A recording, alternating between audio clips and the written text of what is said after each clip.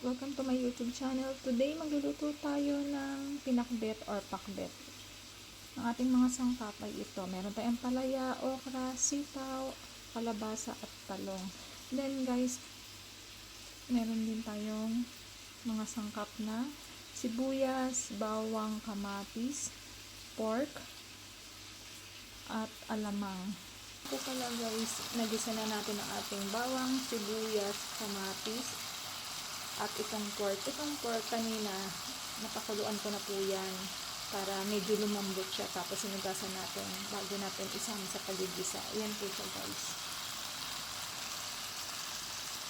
Okay. So guys, ayan ko lang muna siya na magisa para mas kumapit yung lasa ng ginisa natin sa ating karne.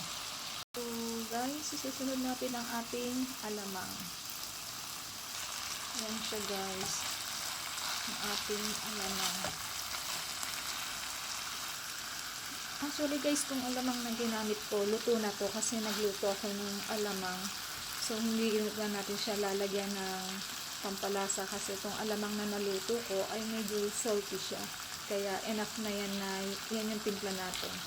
Yan na yung pampalasa natin talaga. Pero kung gusto niyo at nakukulangan kayo sa panlasa nyo, if ever, magdagdag na lang po kayo ng pampalasa nyo.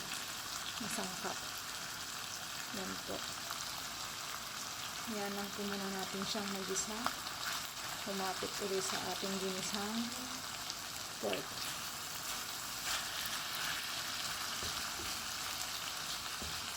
Napakasarap po nitong ulam na to guys.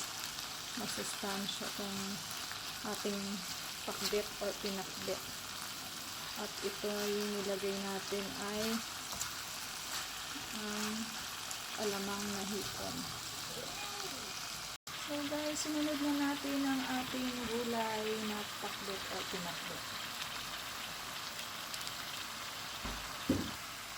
Then guys, mag-a-add tayo ng konting tubig para makadagdag sa papalambot ng ating gulay. Konti lang naman.